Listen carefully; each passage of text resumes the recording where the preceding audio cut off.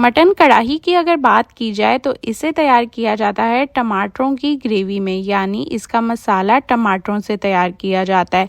एक पतीले में टमाटर और गोश्त डाल के इसे पकने के लिए छोड़ दिया जाता है। टमाटरों के पानी में ही गोश्त गलता है और उन्हीं टमाटरों को मैश करके इसकी ग्रेवी तैयार की जाती है। तो आज हम भी उसी तरीके से मटन कढ़ाई बनाएंगे, लेकिन एक शॉर्टकट के साथ बनाएंगे, जिससे इसे बनाना बहुत ही ईजी और सिंपल हो जाएगा आप लोगों के लिए। तो चलें जल्दी से रेसिपी स्टार्ट करते हैं। बिस्मिल्लाहिर्रहमानिर्रहीम। अब सबसे पहले हम कढ़ाई के लिए यखनी चढ़ा देंगे। तो यखनी के लिए मैंने ले लिया है मटन मेरे पास 1 केजी है, इसे मैंने धो के रख लिया है। साथ ही 2 अदद टमाटर ले लिए हैं और आधा प्याज बचा हुआ पड़ा था, वो भी मैं इसमें डाल दूंगी। साथ ही मैंने 1 बल्ब लहसुन का ले लिया है और 1 बड़े चम्मच के करीब मैंने अदरक क्रश कर लिया है। आप चाहें तो अदरक का पेस्ट भी ले सकते हैं। साथ ही मैंने ले लिया है 1 टुकड़ा दालचीनी का, 1 छोटी चमची भर के काली मिर्चों के दाने, 1 अदद बड़ी इलायची और 4 से 5 अदद लौंग। गोश्त को मैंने प्रेशर कुकर में डाल दिया है। साथ ही इस पे स्लाइस हुए टमाटर रख रही हूँ।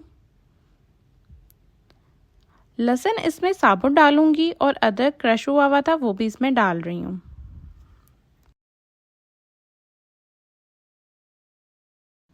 साथ ही इसमें गरम मसाले डाल दूंगी और जो आधा प्याज था उसे भी मैंने बारीक बारीक काट लिया है और वो भी इसमें शामिल कर रही हूँ। और अब इसमें 2 गिलास पानी के शामिल कर रही हूँ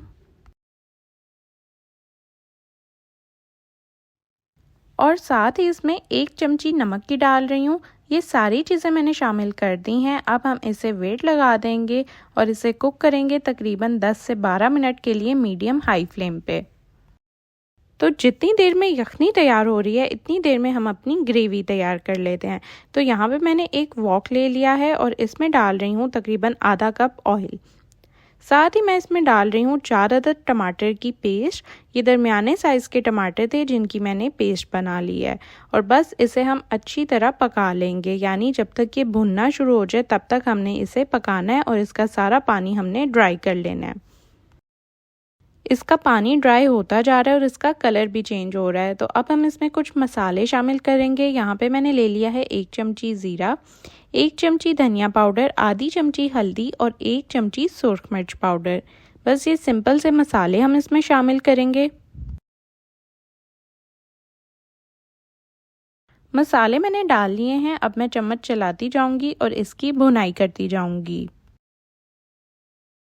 12 मिनट के बाद मैंने प्रेशर कुकर के नीचे आग बंद कर दी थी और ये आप देख सकते हैं कि गोश्त भी गल चुका है और टमाटरों ने भी अपना छिलका छोड़ दिया है। तो ये छिलका हम रिमूव कर देंगे और गोश्त में अभी हल्की सी कसर बाकी है। तो ये कसर तब पूरी होगी जब हम इसे ग्रेवी में पकाएंगे, तो इसलिए मैंने इसे थोड़ा कम वेट लगाया है। तो यखनी भी हमारे पास रेडी है और गोश्त भी रेडी है। अब हम इसे ग्रेवी में शामिल कर देंगे।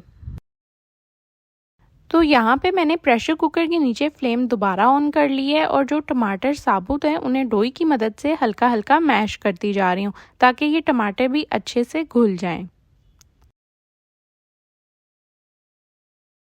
और अब आपने क्या करना है, एक एक बोटी उठाते जाना है और इसे ग्रेवी में डालते जाना है।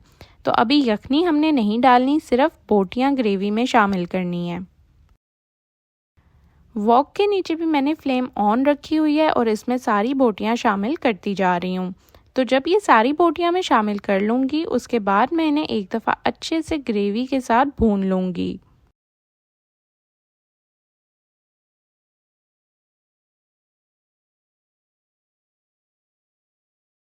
जब एक दफ़ा बोटी अच्छे से मसाले के साथ फ्राई होगी तो ये थोड़ी सी टाइट हो जाएगी और ये टूटेगी नहीं। इसके साथ साथ जो इसमें थोड़ी सी कसर रहती है वो भी ख़त्म हो जाएगी।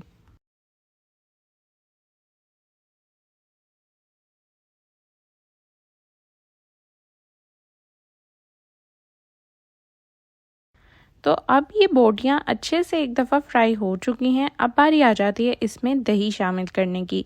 दही डालने से एक तो हमारी थोड़ी सी ग्रेवी ज़्यादा हो जाएगी, दूसरा इसमें बहुत मज़ेदार सा खट्टा खट्टा सा टेस्ट आएगा। तो अब मैं इसमें तकरीबन आधा कप दही शामिल कर रही हूँ। दही डालने के बाद एक दफ़ा दोबारा हमने इसकी भुनाई कर लेनी है।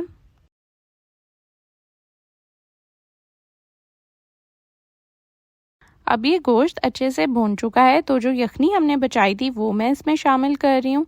यखनी शामिल करने से एक तो इसमें बहुत अच्छा टेस्ट आएगा मटन का, दूसरा हमारी ग्रेवी थोड़ी सी बढ़ जाएगी और तीसरा ये कि अगर बोटियों में थोड़ी सी कसर होगी तो वो भी ख़त्म हो जाएगी। तो बस इसे हम तेज़ आंच पे एक दफ़ा कुक कर लेंगे। साथ ही मैं इसमें 4 अदद हरी मिर्चें शामिल कर रही हूँ और इसका पानी हम ड्राई कर लेंगे।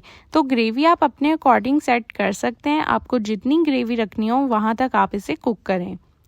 तो काफ़ी हद तक पानी ड्राई हो चुका है और अब बिल्कुल लास्ट पे मैं इसमें आधी छोटी चमची काली मिर्च पाउडर की डाल रही हूँ और 1 मिनट मज़ीद पकाने के बाद मैं फ्लेम ऑफ कर दूँगी।